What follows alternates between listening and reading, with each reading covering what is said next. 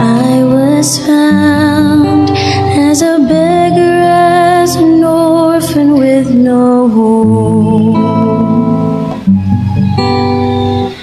no family.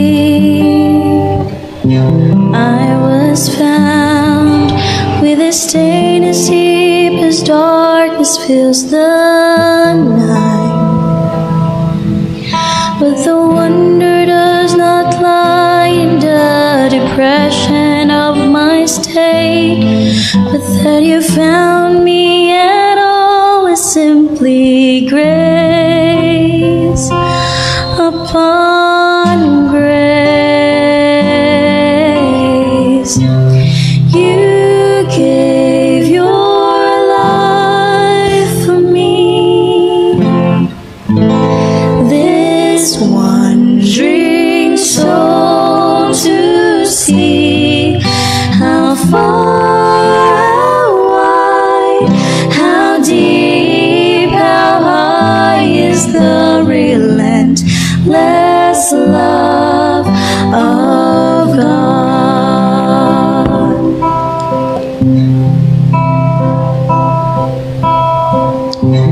Now I find that the comfort of this heart are not in things or in the joys that this life brings. Magandang hapon pong muli sa lahat po ng mga nanonood sa araw na ito. Narito po muli tayo sa ating pong programang Ayon sa Kasulatan, Gabay sa Kalusugan. At muli po, samahan niyo po kami muli na sa loob po ng isang oras at ating pong tatalakayin. Sa araw na ito ay napaka-special po. Ito po yung isang part ng ating katawan na kung saan ay ito ang madalas na nakakaligtaan at nakakalimutan, pangalagaan po natin. At sa araw po na ito ay napakapalad po natin mga kapatid, kasi ay meron po tayong bisita na kung saan ay siya po ang magbibigay sa atin po ng kaalaman tungkol po sa ating tatalakayin po sa araw na ito. So siya po ay graduate po ng Doctor of Dental Medicine sa University of the East noong 2009, and ongoing po ang kanyang Master of Management sa Public Health Administration sa PCU and she is also a member of Philippine Dental Association from 2009 up to present, and member also of Philippine Academy of Aesthetic Dentistry noong 2018 until now, and member also of Cavite Dental Chapter 2010 up to present, and member of Dasmariñas Dental Circle in 2012 up to present. And she is also a into private practice po.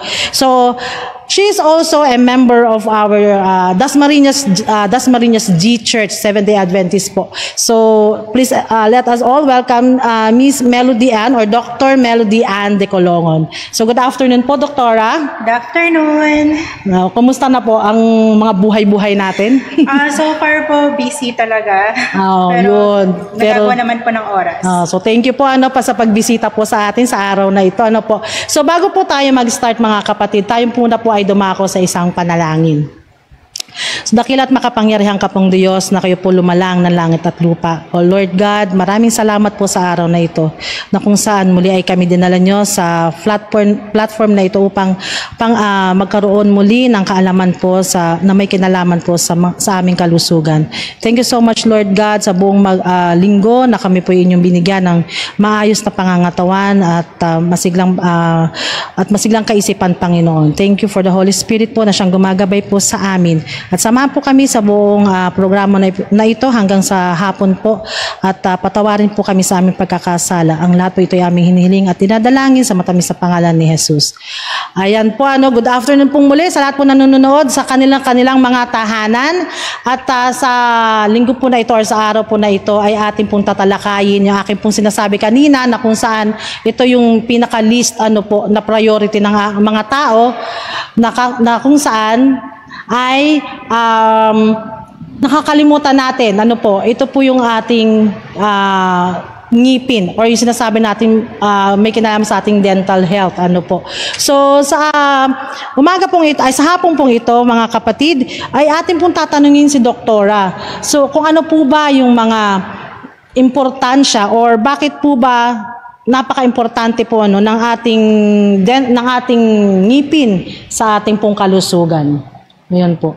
So ano po ba ang importansya ng good dental health po, Doktora? Kaya muli po, good afternoon po sa lahat. So sasagutin ko po yung pong katanungan, sister. Importante po dahil alam po natin na ang bibig po natin maraming, ito po yung parte na ating katawan kung saan ay maraming pong bacteria. So that's why dito po nagre-reflect kapag hindi po maayos ang ating pangangalaga sa ating pong ipin. So it means sa loob po ng ating katawan, pwede pong meron din pong nag-exist na sakit. So, nanggagaling po yung sakit minsan dahil sa hindi naalagaan po yung ating kalusugan na ating bibig. Oo. So, kasi 'di ba yung ating pong kasing bibig kasi siya yung pinaka gateway, 'di ba, Doktora? Siya yung pinagdadaanan po lahat ng ating kinakain at diyan din po nanggagaling or pinanggagalingan ng ating mga bakterya kasi ang dami-daming bakterya po, mas marami pa nga daw siya kaysa mga tao sa buong mundo. So parang sa ngipin pa lang daw parang nabasa ko 700,000 na yung klase daw po ng bakterya na meron dito. So sa hapon pong ito ang i-discuss po sa atin ni Doktora De Colongan ay ito po yung magiging resulta kung bakit tayo ay kung pababayaan po natin ang ating kalusugan sa ating pong ngipin po. So dapat bata pa lang, 'di ba, Doktora? Tinuturuan na natin yung mga bata kung paano yung ating mga anak or kung paano pangalagaan ng kanilang mga ngipin. Di ba? Sa school pa lang, po? Yes po, as early as 1 year po, dapat po dinadala na po sa dental clinic ang ating pong anak. Okay. So, pagka-start nung ngipin? Once po na tinubuan po ng ngipin, kahit na baby tooth po ito, kailangan po dinadala po sa dentista. Para masasanay po yung bata na dapat na regular po na babalik po sa dentista. So from 1 year, hindi po necessary na first visit po ay tooth extraction. Pinaka first po is orientation po sa dental clinic. So tuturuan po kung paano po umupo sa dental chair and then kung paano po magmumog. And then after that, pwede pong i-incorporate na rin po yung oral prophylaxis or yung cleaning po natin. And mag-a-add din po ng fluoride varnish application para po ma-preserve po yung baby tooth. Kasi tayong mga nanay, lalo na yung mga lang na mga tao, mga may bahay, parang pinapamumog na lang ang mga anak, 'di ba? Okay na 'yun. At saka minsan yung yung anong tawag nga doon, yung bulak o kaya yung bimpo, yun lang pinang-ano nila sa kasi delikado daw yung toothpaste, Doktora. Actually, mechanical po yung way na yon, pero napaka-effective po nun. Kasi nakakatulong po yung pagpapahid po ng cotton or wipes or any cloth like lampin para matanggal po yung dumi na naka-adhere po, nakadikit sa ipin po ng baby. Ng baby, oh. Yes, kasi 'di ba sila pa yung dumidede, 'di ba? Yung nag-ano pa ng gatas. 'Di ba, ang gatas kapag napani siya sa loob ng bibig. So yun yung pinag-aanuhan ng bacteria, 'di ba, Doktora? Yes po, kasi po considered as carbohydrate kapag na-ferment po yun, magfo-form po ng acid. At yung acid na po yun po yung titira po sa hard tissue po ng ipin, which is the enamel. And then later on, kapag nag-weaken po yung enamel, pwede pong mabutas. And then tuloy-tuloy na po yun. Kapag nabutas po, pwede pong sumakit later on. Okay. So, dahil sa mga ganyang kadahilanan, kaya marami po mga tao ngayon, parang lumalaki na sila, parang yung ngipin nila, sumasabay din yung pagtanda or yung pagkasira ng ngipin, Doktora, Kasi nga, napapabayaan. Kumbaga, sabi nga nila, mas more pa nga natin napapangalagaan yung face kaysa ating ngipin. Kung tutuusin, di ba, pag may kausap kang tao, ako kasi, Doktora, pag may kausap akong tao, tumitingin agad ako sa ngipin. Di ba? Kasi pag maganda yung ngipin, parang ang sarap-sarap niyang kausap, di ba? Lalo pag maganda pang ngumiti, di ba? Kaya nga sabi nila, ang lahat ng mga dentista, dapat daw magandang ngumiti kasi 'di ba yan ang profession niyo 'di ba? Tapos po, Doktora, may tanong po dito na yung what are the common cause or what are the common dental problems po natin na nararanasan po na dito sa atin sa Pilipinas po, mga common lang. Actually, according po sa statistic, 87% of our population is suffering from dental caries. O yung dental caries or cavity, ito po yung butas ng ipin. So it's because of our diet. We as Filipinos, we love to eat yung mga carbohydrate-rich food. So ano po bang mga dessert po natin? Like yung mga biko, and then also mahilig po, since nasa tropical country po tayo, mainit po. Mahilig po yung ibang tao po, no? Mahilig pong kumain po uminom po ng soft drinks or mga sodas po. So sodas po noon po yan na makakos po para mabutas po yung ipin po ng tao. Yes po. Tsaka makikita mo talaga, doktora, kung sino yung matakaw talagang uminom ng soft drinks, di ba? Ng mga kape, di ba? Nag-i-stain kasi yan sa ngipin, di ba? Yes. With the caffeine naman po, caffeinated po, hindi naman po ito nagkakos po ng cavitation sa ipin. So, more on sa staining naman po. Sa staining. Yes po. Ayun. So, yung doktora, kung halimbawa po, ito ay nasira na. Ito na, pag-uusapan na natin to, no? Katulad ako, matanda na ako. Di ba, once na nasira na yung ngipin ko at kailangan bunutin, so hindi na siya pwedeng tubuan. Yes, correct po. Correct po, doktora. So, ano po ba yung mga pwede ninyong i-share po sa amin, doktora, regarding sa ating ngipin po? So, yan. Okay. So, once po na nabutas na po yung ipin, so, ang next resort po dyan, kung hindi na po kaya ng pasta, kailangan na pong bunutin. And then, after po extraction, hindi po natatapos doon. So, kailangan po ma-replace, no? By means of, yun po, fabrication of our prosthesis or yung dentures po natin. So, yun. Okay. So, ngayon po, doktora, pwede po bang i-share nyo sa amin yung inyong lecture for today about sa dentures or postizo po, no? Okay po.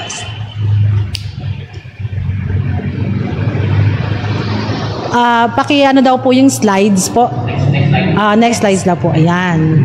So ito nga po, so going back po dun sa question, so ano raw po ba yung pinaka-common na problem dito po sa Pilipinas? So according po sa data from the National Monitoring and Evaluation for Dental Survey or the MEDS, so 87.4% of the population suffers from tooth decay. Ay, naku, ang dami din pala, no? 87.4%.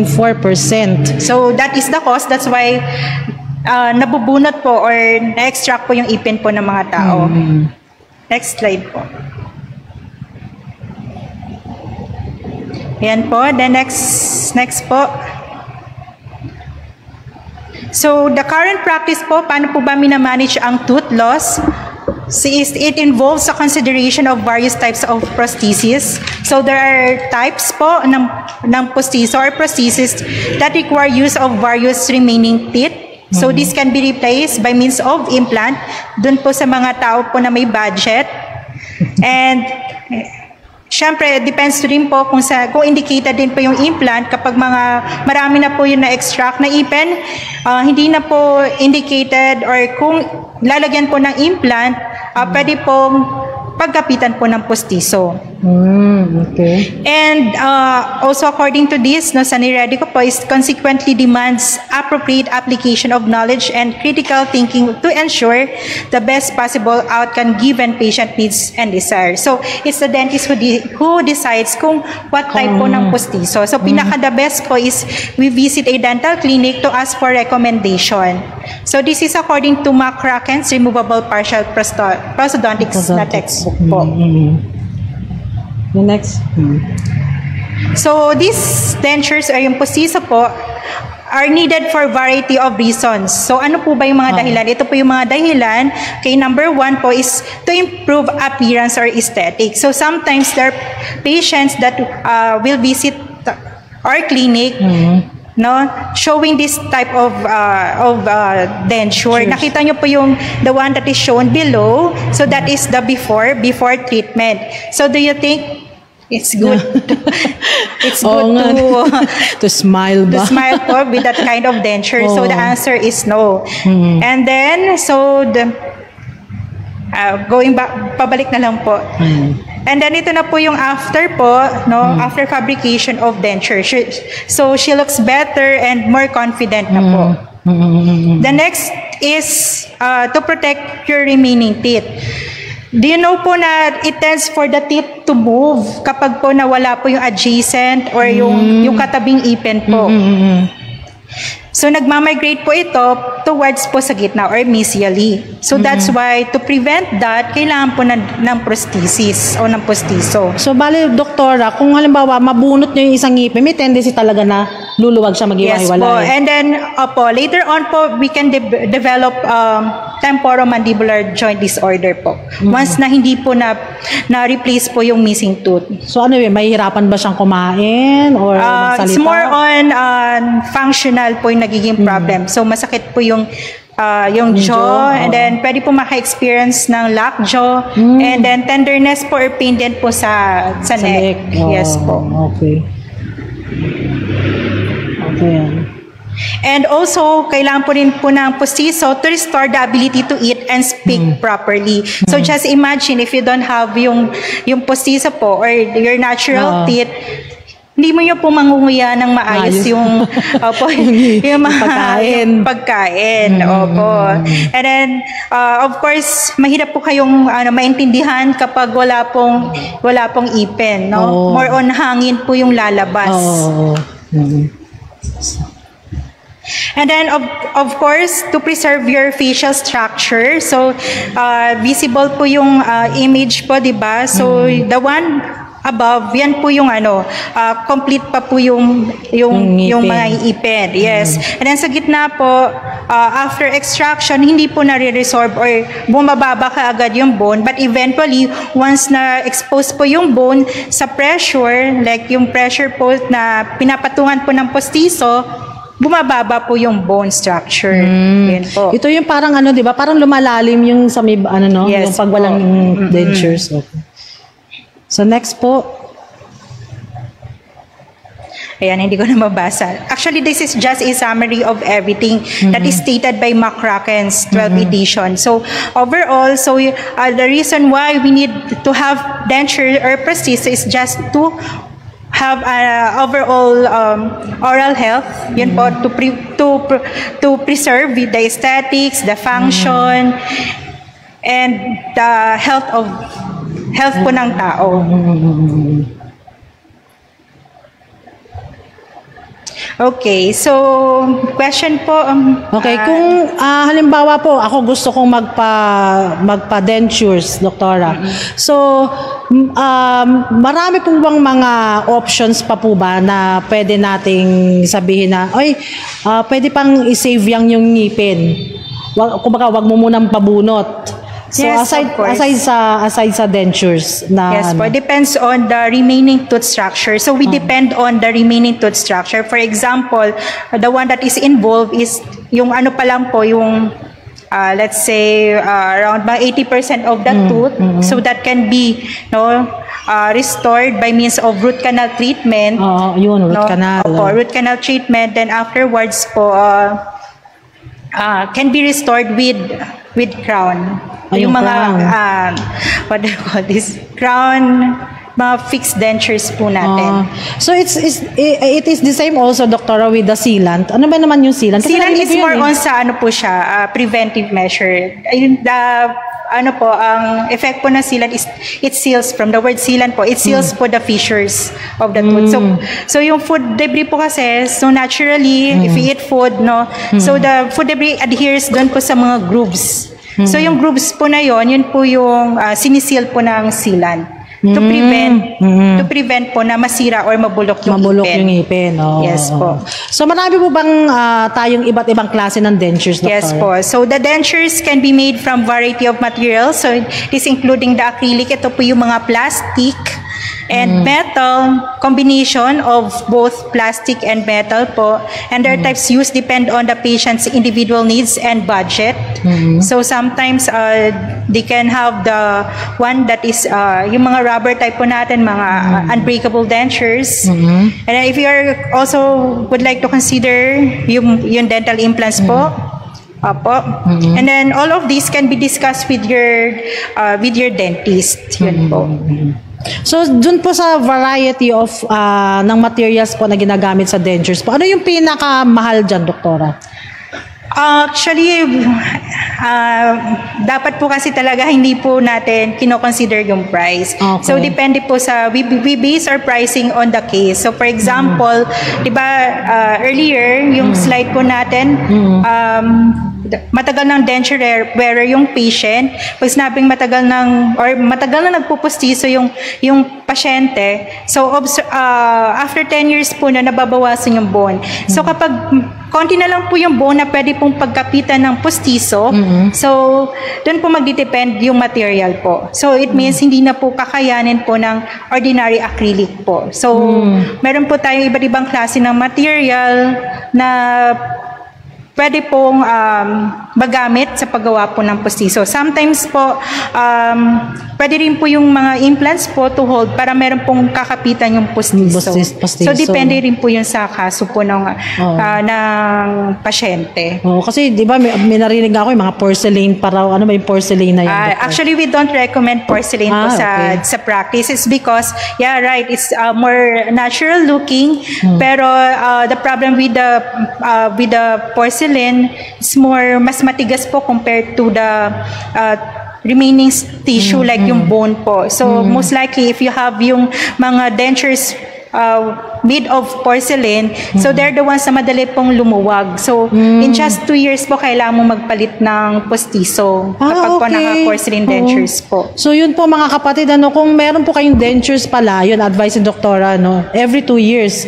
Depende po sa material. Kapag po mga porcelain dentures po, mabilis po resorb na bone. Opo, so 2 years po, kailangan mo na mag-replace ng denture. Kapag naman po yung mga type of denture like yung mga acrylic, ito po yung mas tumatagal po. Huwag lang talagang malalaglag. Yung normally yung nagiging problem pag nalaglag, nagbabasag, kaya kailangan palitan. They can last up to 10 years actually. Tagal din. We do recommend po, for example, yung mga senior po natin, after 10 years, pupunta po sa clinic, after sasabihin 10 years na yung denture, and that is subject for replacement po after. So yun, alam nyo, mura lang ang toothpaste. Mura lang ang toothpaste at ang toothbrush. Di ba? Kaya lang, ito lang po, hindi po enough yung toothbrush and toothpaste. You really have to have your regular dental visit every 6 months kasi meron pong minerals po na napuproduce po yung laway. So yun po yung nagsistick po dun or nag-a-adhere, dumidikit po sa ipin na hindi po natin kayang tanggalin with just brushing our teeth. So yun po yung tinatanggal during oral prophylaxis, yung mga calcular deposits po. Kasi kapag nag-accumulate naman, naipon naman po yung mga calcular deposit, so it can harm naman po the gums. And then kapag na-harm po yung gums, kapag kumapal, affected na rin po yung bone. Kaya papasok po dyan yung periodontitis. Periodontitis kasi may involvement na rin po ng bone. Hindi lang basta gingivitis po, soft tissue lang po. Kapag perio na po, yan po, magmumobile po na po yung ipin dahil yung bone support po, affected na. Regarding nga po dyan, Doktor, sa periodontitis, di ba? So, marami daw nagsasabi na mostly daw, ay ito daw din yung nagiging cause kung bakit nagkakaroon din daw ng problem sa heart, or sa ibang part daw ng system ng tao. Oh yes, that's true because the one that is involved with the dental caries is the Streptococcus infans. So strep po is known na they can travel sa heart po, sa kidney. So that's why it's very important to care our teeth para po hindi mag-thrive yung mga ganitong bacteria sa bibig po natin. Tsaka din yung sinasabi nila mga sepsis, yung mga septicemia, Doktor, di ba? Minsan, meron akong nabasa na article na hindi nila ma-identify kung saan ang gagaling yung lason sa kanyang blood. So wala naman siyang ibang mga underlying conditions. And then na-discover nila na nagpaano pala siya ng ngipin, nagpabunot. And then nagkaroon ng infection. So pinabayaan niya yung ngipin niya. And then so nagkaroon na ng sepsis or nagkaroon ng infection sa blood niya. Nandun nang simula sa ngipin. So yun nga po, kumbaga wag po natin yung iba kasi, 'di ba, doktora, dahil gusto magtipid. So parang bunot ano lang, ano nga tawag doon? May tawag doon yung nagpapabunot lang sa sa hindi sa Painkiller. yung parang ganun, doktora, no? So hindi nila alam na mas makakagastos sila ng malaki kung halimbawa magiging hindi okay yung procedure na gagawin sa kanila. So yun din yung nagiging cost din po kung bakit nagkakaroon ng mga complications po sa ating kalusugan when in regards to our teeth po, mga kapatid. Opo, share ko rin po sis yung about that. Yung hindi po kami basta-basta nag-extract po ng teeth. Hindi po yung pagpunta niyo po sa clinic, sasabihin niyo po, Doc, bunutin niyo na po yung ipin ko kasi hindi po ako pinatulong nito sa masakit po.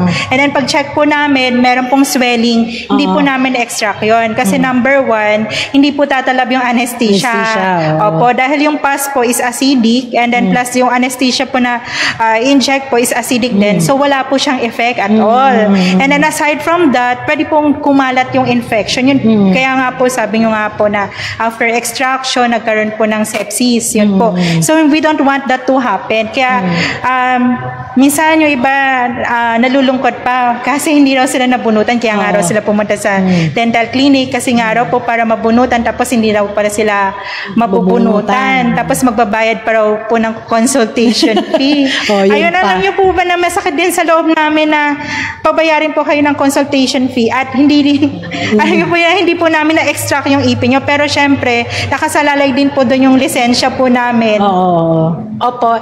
So kaya hindi rin po, kaya sana intindihin nyo rin po kung bakit po hindi mabubunutan kaagad once na meron pong infection po. Yun nga din kasi kailangan po mag-antibiotic mo. Yun, antibiotic, di ba? Pinapahupa muna or pinapalesen muna po yung swelling mo muna sa ating mga gums bago po natin pabunot yun o bago bunutan po yun ng doktor, ng mga dentista po. So marami po mga dentist na talaga minsan may pumupunta mga patient na ina-advise sila as much as possible na masisave din yung ngipin. Di ba? Hindi naman talaga agad bubunutin agad na may iba nga kasi nauso daw dati yung dentures. Aba, kahit okay yung ngipin, doktora, pinapabunot kasi uso ang dentures. May iba naman, kahit naka-dentures, gusto magpa-brace, nagpapa-brace. Pwede ba, doktora? Dentures, naka-brace. Marami po nakikita na ganun nga po yung nangyayari. Diba, parang anong sense? Dentures na nga, tapos papa-brace mo pa, diba? So yun, parang nasa na lang din yung mga gumagaya lang sa uso-uso, po. Fashion po yun, fashion braces po. Pero wala po kaming napag-aralan sa school po na fashion brace. Yun, okay po. So ano naman po ito, doktor, yung mga removable partial denture? Yes, ito po yung mga sample po ng material. Ito po yung combination of metal and acrylic po. So this is more advisable, lalo na po kapag marami na pong missing na ipin.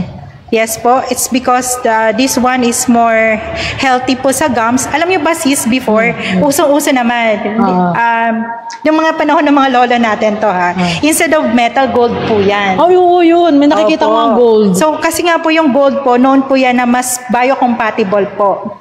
So mas healthy po siya sa remaining tissues like yung sa ipin and sa gums po. Ano materials? Gold din talaga? Yes, gold po. Gold talaga siya? Ay, di mas mahal yun. Yes po, mas mahal Pero po ngayon, wala na siya. Pwede pa rin po, pero nire-request na po yung gold from the patient. If they have the gold na pwede nyo pong dalhin sa dentist, tapos ipaprocess po yun para maging postizo. Pwede po yun. Kaya pala, doktora, dati may nababalitaan ako. Alam mo yun, yung mga namatay na merong gold na ngipin. Minsan daw, inaano daw yun, yung tawag dito, hinuhukay, tapos kinukuha daw yun. Ewan ko lang kung totoo yun nasasanla ba siya? Tinutunaw po ulit yun. Pero totoo po yun. Pero ngayon nga po, siguro para iwas hukay na rin ng mga patay, metal na po ngayon nowadays. And then we have nga po yung mga a disadvantage with this type of denture is meron pong aftertaste. Malalasahan po yung metal. Yes po. So, di ba may sinasabi parang mercurial siya? Wala naman pong mercury to. It's made of chrome. So safe naman siya. Yes, safe naman po to. So pwede naman siya uminom ng mga citric juice, ganyan. Yung mga... Yes, it's safe naman po. Kasi di ba sabi nila bawal daw ang mga citrus juice, ganyan sa mga metal. Kasi parang nagkakaroon daw ng, ang tawag nga doon? Chemical reaction. Chemical reaction. So with this one naman po, so it's made of na mas Hindi po siya harmful, sa health ng yun tao. pala naman. Okay. Hindi naman po yan toxic. Yan po. Next po. Ayan, for the complete denture, this one is example of yung mga Ivo cups po natin. Ivo cups is known as semi-rigid denture. Ito yung mga hindi na unbreakable type. Pero nagka-crack din po ito. So, don't be too confident. Kasi yung ibang patient po, naka-Ivo cup ako, mahal to. Okay. Naka-Ivo cup ako, mahal to, hindi to mababasag. Pero hindi po totoo yun. Nagka-crack po yung Ivo cup. Yan din po yung ang price daw yun, umabot ng 100,000 ba yun? Hindi naman po around mga 60 to 70,000 upper lower po. Mahal pa rin, doktora. Opo, mahal din po kasi yung materials and yung send out po kami sa lab, hindi po kami yung sa amin po yung sukat, sa amin po yung parang blueprint or yung plan, pero sinesend out po namin sa dental lab yung mga case. Yung mga ganyan. Though we know how to fabricate, pero kasi time consuming, kaya pinapasa po namin siya. We have a partner po, which is yung mga dental laboratories na sila po yung nagpa-fabricate. Nagluluto po for us. Okay. So mga ganyan, doktora, wala bang mga food to avoid or alam mo once yun? na naka-denture po kayo, you really have to avoid eating mga hard foods. Oo, yung mga kasi steak. mababali. Mas-steak ba tayo? Parang ako hindi kasi ako may fan of steak eh. Pero sa mga patient ko, sinasabihan ko na avoid eating steak. So, kapag naka-denture po kasi, tapos kumain tayo na matigas, madali rin pong lumuwag yung postiso. Yun po. So, another 60K na naman yun. So, yun. Actually, ang advantage naman with the Ivo cup, pwede po siyang pasikipan. Hindi na po yung another sukat, pero hindi na po papalitan yung ipin. Sisikipan lang. Opo, pwede yun po naman, yun. Kaya pala mahal siya, doktor. Opo. So, here are some safety tips naman po to take care of your dentures, doktor. So, ano po ito mga ito? So, clean your dentures daily. So, what is the best po? So, nire-recommend ko po sa patient, you use yung mga, akala nyo po kasi minsan toothpaste, diba, yung panlinis. So, better to use yung mga dishwashing liquids, yes. Oo, kasi nakakatanggal po to ng lansa sa denture. Opo, just make sure na nare-rinse po properly. And then, you may use toothbrush with soft bristle, but avoid po, lalo na po pag plastic yung denture, na yung bristle po ng brush o yung pinaka-brush portion na magka-come in contact dun sa ipin kasi nawawala po yung kintab ng ipin. So dun lang po papadaan sa color pink na part. Opo. And then rinse your denture thoroughly after brushing. You can use water or a denture rinse solution. So what's available here in Philippines is yung meron po nabibili sa Watson and the Mercury na Polydent has Polydent denture cleaner. Pwede po ibabad overnight. Yes. Opo. Ayan po. So, soak your denture overnight in denture cleaning solution. So, this will help to remove plaque and bacteria that may build up on the denture. And actually po, pwede rin po kayong pumunta sa dental clinic and then request for the cleaning of denture. We can do that for you. Opo. So, sometimes po kasi may mga dumidikit din na calcular deposit. We can remove those yung mga deposit na yon and then polish the denture. Pwede po namin within the day nakukuha din naman po, siya. Kasi ang hirap kasi wala kang ngipin. Within the day naman po yun. Opo. So, handle your denture gently. So, denture are delicate and can break easily. Madali po. Lalo na po yung mga plastic type, acrylic types. And when putting them in or taking them out of your mouth, be sure to support them with both hands. And also po, pinaka-importante, meron po tayong denture case. Hindi po pinantutulog ang postiso. Opo, hindi po pinapantulog. Kapag pinapantulog niyo po yan, yung gums niyo po is prone na mag po siya, overgrowth. Nagkakaroon po ng mga epolis. Ayun po. So, too much exposure po yun sa denture. Ayun po. And also, unhygienic po yun. Okay. So, kailangan pala, tinatanggal siya sa gabi, so ibababad. Yes po. Pwedeng tubig lang or with mouth rinse if you don't have the Polydent tablet or solution. Sa asin, hindi din, doktora. As in, baka maalat na the following day. Natawa na. Baka na siya. Lasang Ay, kasi nakakamatay daw ng bacteria eh.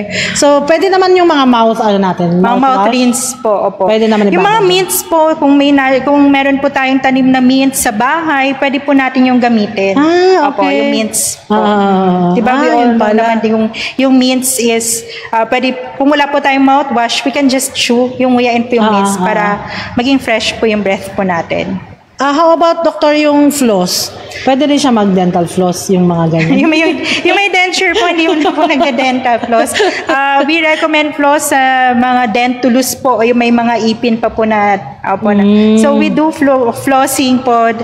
Pwede pong every night, opo, during night time. Pwede rin naman pong, kasi yung ano natin, yung diet natin is more we eat veggies kasi may natural cleansing capacity kasi yung mga veggies and the fruits like apples po yan po natural po yan kahit hindi ka po mag-floss and strawberries yan po very good po yan. Oo nga, nabasa ko nga rin po yung doktora na kapag daw tawag dito gusto nyo ng magandang ngipin or yung alam nyo yung parang malinis yung ngipin mo, kumain daw tayo ng mga prutas na medyo firm, katulad nga daw po ng apples, ayan. At baba, yung may nabasa ako nun may apple, mga celery and carrots, doktora. Yes, opo, very good po yan.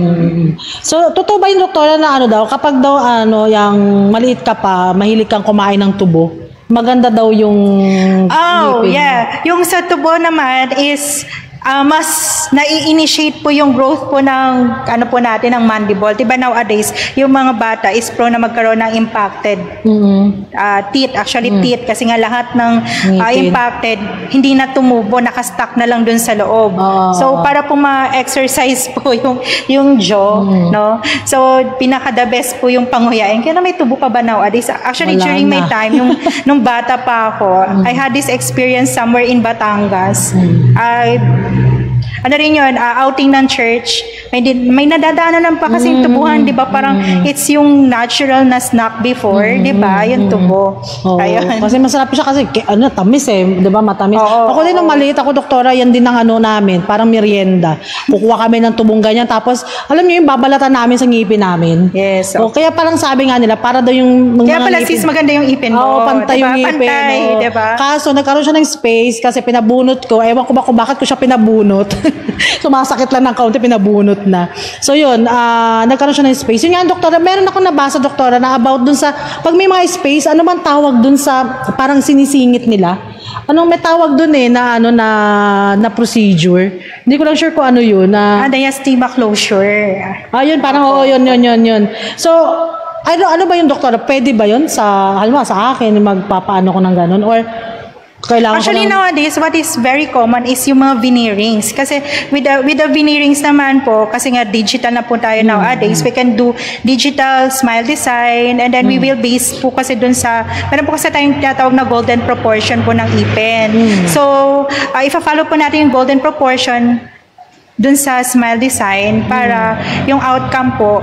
And then may mock-up din po yun, digital din po yun. Para alam mo yung expectation after. Or kung may gusto ka pang ipa-alter, let's say kapag lumaki or humaba masyado yung ipin mo, you can talk to your dentist na ayusin yung smile design. That is possible to do with the veneerings na po, sister. Oo. So yun po mga kapatid, napakahalaga po ng ating kalusugan regarding po sa ating pong ngipin. Kasi yun po talaga yung sinasabi ko nga sa mga anak ko, yan ang huwag niyong pabayaan. Kasi ang hirap ngumiti kapag, alam mo yung sira na yung ngipin mo or tawag dito yung, alam mo yung hindi siya malinis kasi may stain na siya. Pero ngayon parang mayroon daw yatang bagong ngayon technology na napapa-whiten talaga niya yung doktora.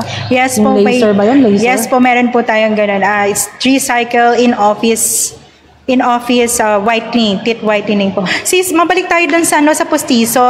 So once na nabunutan po kayo ng ipin, ang allowance lang po is 1 week. Dapat within the week makapagpagawa ka ng postiso kasi mag-move yung mga teeth natin, yung ipin. So kung ba doktor, hindi agad nakabalik ganyan. 2 weeks So ano yung paano ibabaguhin na naman ng... Yes, yung kailangan po ng may effect na po yun. May effect na, mahirap na, no? Mahirap na. So, yun po mga kapatid, ano, yun nga, pag daw kayo nagpabunot at plano for sa dentures nga, magpalagay ng dentures, so within a week daw po ay kailangan po nating palagyan agad. Ano po, doktora? Ano? So, yun. Yun po yung mga kahalagahan po, doktora, ano, ng ating And then mga may isa pa po ngipin. sis, diba after 1 week, that is considered as provisional temporary. Kasi yung bone naman po, nag-heal po yan 3 months. Okay. For example, pinabunot mo lahat ng ipin mo, nagpagawa ka ng pustiso, that is considered as temporary denture or provisional. So yung permanent denture mo, ay yung long term, wala palang permanent, long term denture, after 3 months na po yun. So, another set na naman yun. Opo, another expenses. Pero kung gusto niyo po, pwede naman reason, after a year, magpasukat na lang po. Magpasukat uli. Okay. Pero, para sa ano mo, doktora, advisable ba talaga na i-proceed agad sa dentures kung halimbawa talagang sira ng ngipin, ganon? Or meron pa ibang paraan? Yes, diba po kanina parang na-discuss ko po is because of the aesthetics and the function. So, you cannot eat. Diba, ang hirap po pag may missing po, nagkakaroon din ng tinga dun sa area po na extract. And then kapag nag-smile ka po, minsan nagkakaroon po ng space. And then lumulubog din po yung face. No, yun pa. Para tuloy mukhang matanda, no, doktora, yes, no? Mukha kang bata ka pa, pero mukha nang matanda. Kasi nga dahil sa ating ngipin, sa problema sa ating ngipin. Okay. So, doktora, meron pa po bang ibang masasabi about regarding about sa dentures or advice sa mga nanonood po sa atin sa araw na to? Regular check-up, regular visit po sa ating pong dentista. Importante po yun every 6 months para ma-check po kung meron pong problem, yung postiso o yung ating pong ipin. Yun po. Yun po, napakalaga po ng talaga ng ating teeth, mga kapatid. Kasi sa totoo lang, 'di ba, pag doktor, 'di ba, pag i-identify natin ang isang tao, minsan yung mga dental records, 'di ba, ang tinitingnan. So same lang daw 'yan ng ating fingerprint kasi meron din daw dental print ba yung sinasabi nila. Paano ba 'yun? Kailangan din po ba lahat ng tao dumaan din talaga sa... Yes po. For example, nagkaroon po ng natural parang disaster like baha and then just to retrieve po yung yung katawan nyo para ma-identify po kayo. Para ma-identify. Kasi alam ko sa ibang bansa, parang hindi naman... I don't know kung mandatory talaga na maliit pa lang parang dinadala nila sa dentist nila para magkaroon daw ng dental records. Yes po. So parang nga naman in the near future kung halimbawa hindi natin alam, di ba? So para ma-identify sila, yun nga yung tinitingnan. Kasi ang ngipin daw po mga kapatid ay hindi po, wala pong tao na magkakaparehas. Forensics po yun. Yung forensic, di ba? Yun. So wala daw ngipin na magkakaparehas. Tama po ba yun, doktora? Tama po yun. So iba-iba talaga tayo ng no? So yun, di ba? Ang galing ng Panginoon. Pati daw dila hindi daw magkakaparehas. So yun, di ba? So yun. So yun nga, nabanggit sa atin ni doktora. Kasi meron tayong 4 na weeks ka dito, di ba, yes doktora? Po, pwede po kayong mag-suggest ng topics. Pero yung topic po na next is, ito po yung lahat, gusto siguro to, orthodontics. Yun, maganda yun, orthodontics. Opo, kasi di ba nowadays, usong-uso yung mga DIY. Ay, naku, doktora. Harmful po yung DIY. Oo, kasi di ba pumupunta sila sa mga mura. Opo. Kasi hindi po actually mura, mas mapapadoble yung mas gastos. mapapamahal ba? Kasi po wala pong tatanggap na dentista na magtatanggal po ng DIY. And then mahirap din po magpatanggal din po ng cement. After the DIY. Yun po. Pwede po sila mag-suggest ng yun, mga kapatid, yung mga nanonood po, kung ano po yung mga gusto nyong i-discuss po ni Doktora next week, ay maaari po kayong mag-comment below po sa ating FB Live. Kung ano po yung gusto nating malaman or may mga katanungan, pwede din po tayo magtanong kay Doktora. Pwede bang magpa-quiz? Sige, pwede po, Doktora. Kung gusto nyo mag-quiz, ayan, mga manonood, kailangan po ay talagang tutok na tutok kayo kasi magbibigay ng exam. Kailan po ba kayo magbibigay ng quiz? Online quiz. Online quiz. Siguro mga 2 questions lang. Tapos meron tayong pa-freebies. Okay, yun. Ang swerte naman ng mga makakasagot nito. Kailan ba to? Next Sunday. Okay, next Sunday po mga kapatid. Ay, naku, panonoorin nila yan, Doktora, replay. Kasi gusto nilang meron sila matanggap na freebies. Ayan. So yun, may 2 questions po si Doktora next week. So mag-aaral-aral po at panoorin po natin uli tandaan po natin yung mga lessons po na meron po bang questions ngayon? Okay. So yan, Doktora, meron daw pong nagtatanong sa atin na nanunood. So sige lang po, habang meron pa tayong oras sa ating pong segment.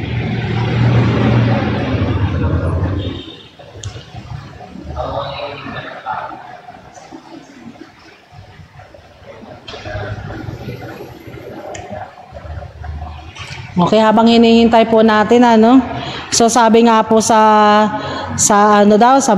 sabi sa Proverbs 15:13, ayan, a cheerful heart brings a smile to your face.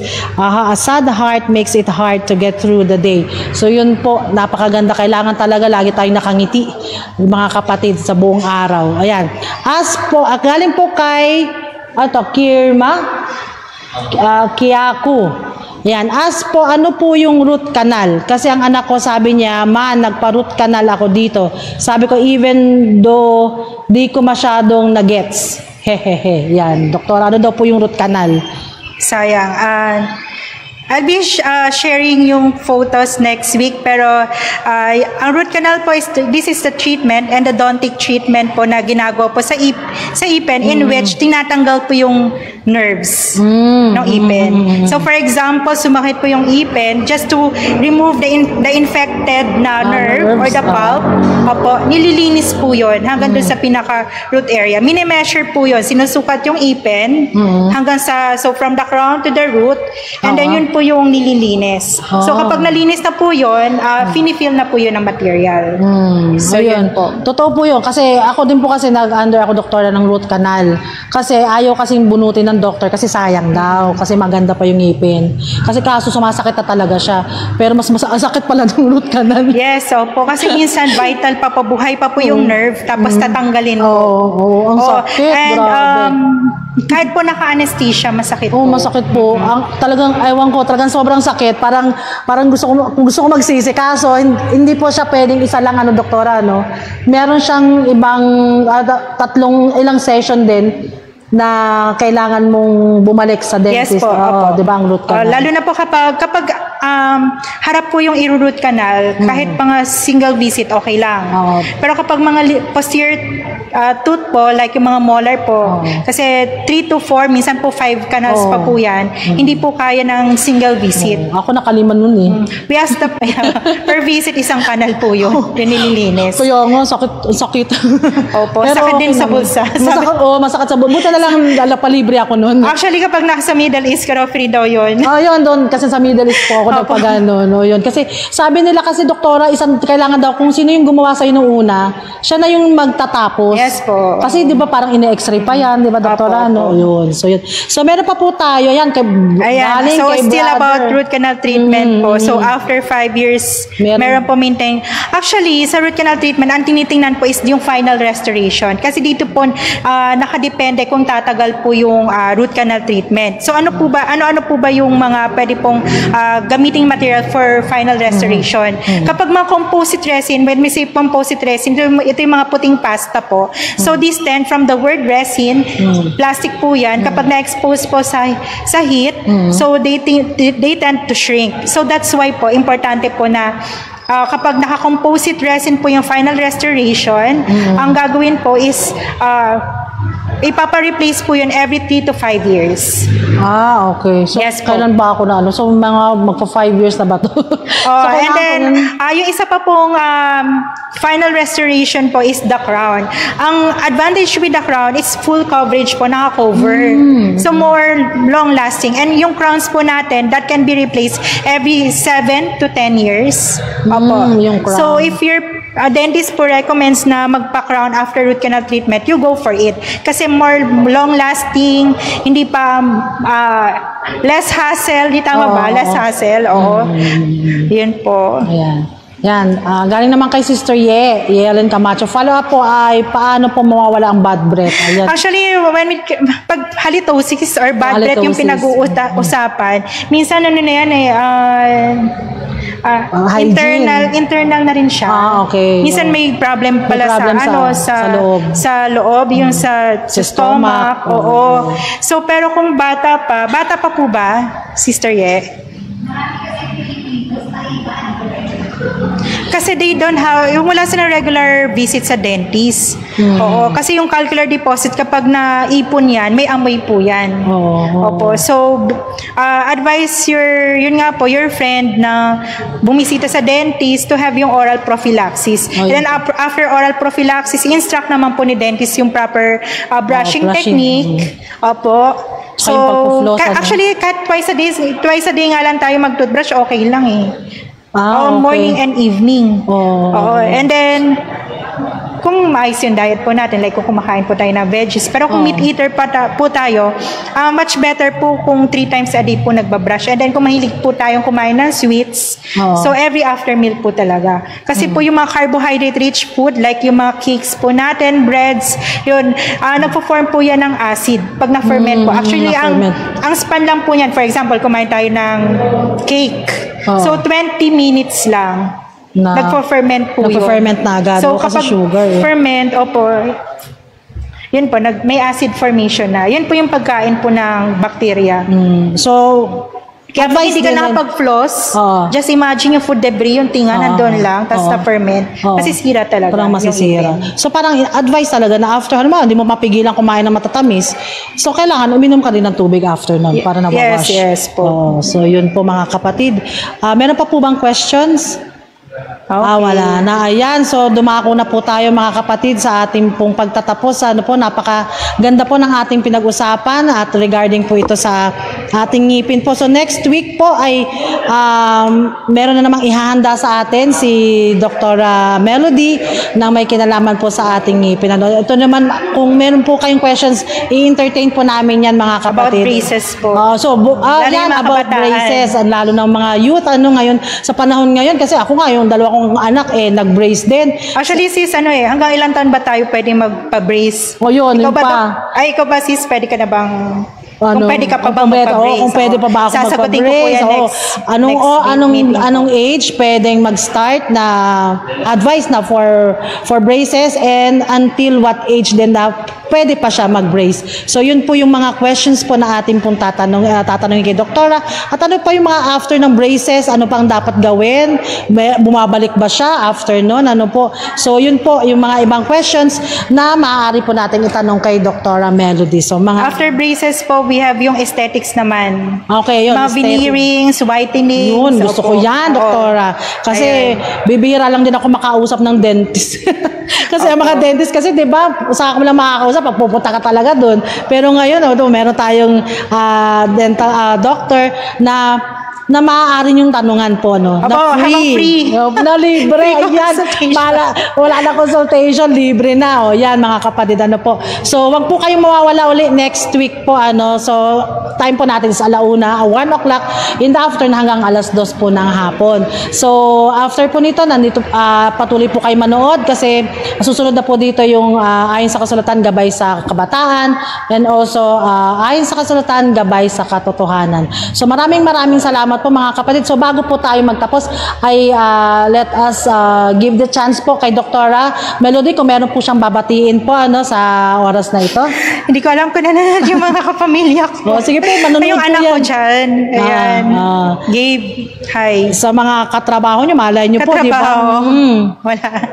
Baka nagtatrabaho sila. Sunday ngayon Sunday. Opo. And family day nila. So wala. So yun po. Yun. So maraming salamat po. So binabati ko lang din po yung aking pamilya, yung aking asawa, aking mga anak, si Luis, Lorin, and Owald, and sa aking asawa si Ronald, aking po mga relatives sa Batangas po, Abacan family, and sa San Juan family po sa Tondo, sa aking side po ng aking asawa, and sa lahat po ng mga nanonood po, magandang hapon po sa inyong lahat. Hindi ko man makita kung sino po yung mga aking babati. Pwede po bang makita na at mabati? Brother JL? So, yun po, napakasarap ng ating pag-uusap, Doktora. Actually, ang dami-dami ko sana itatanong pero naubusan tayo ng time. Okay lang yan. We have 3 more Sundays. 3 more Sundays. Ako, excited na rin po ako sa quiz ni Doktora. Pag ako ba nakasagot, Doktora, meron din ba akong prize? May exception daw yun. Hindi ako pwede. So, hindi rin ako pwede mag-coach. So, yan. Kung sino po nanonood ay abang-abangan po natin. Ano po, Sir? Meron pa tayong mabatiin? Alam ko maraming nanonood.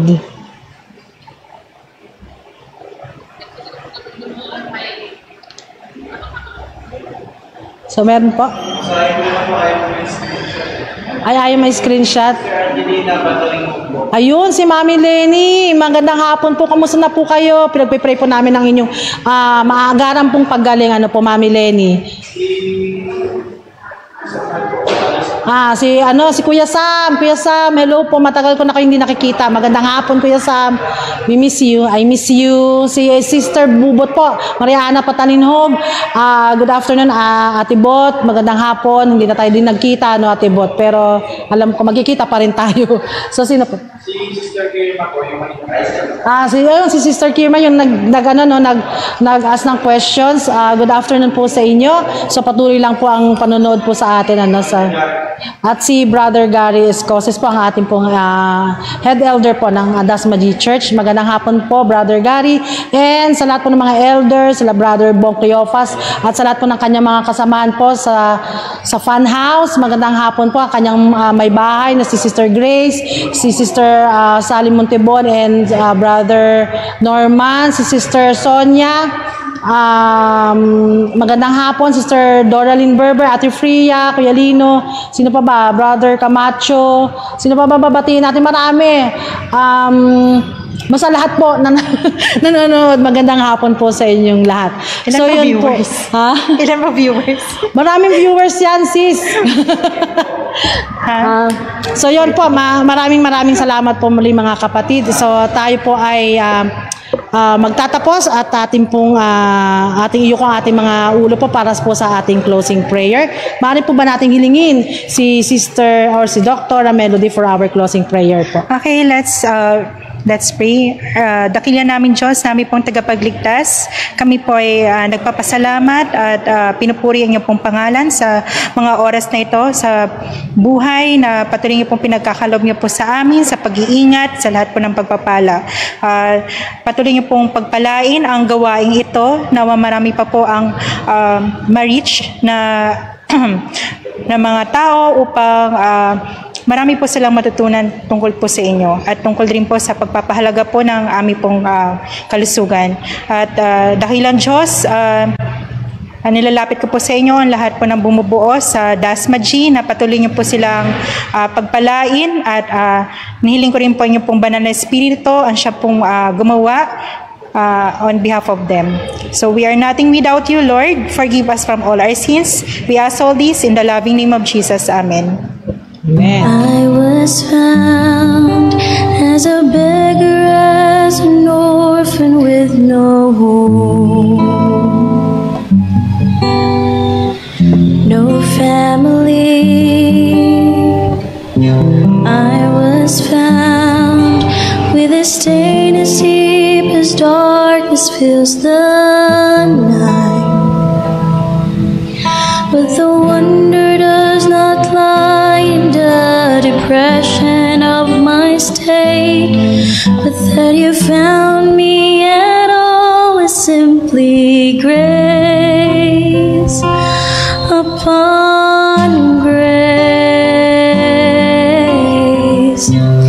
You gave your life for me, this wandering soul, to see how far, how wide, how deep, how high is the relentless love of God.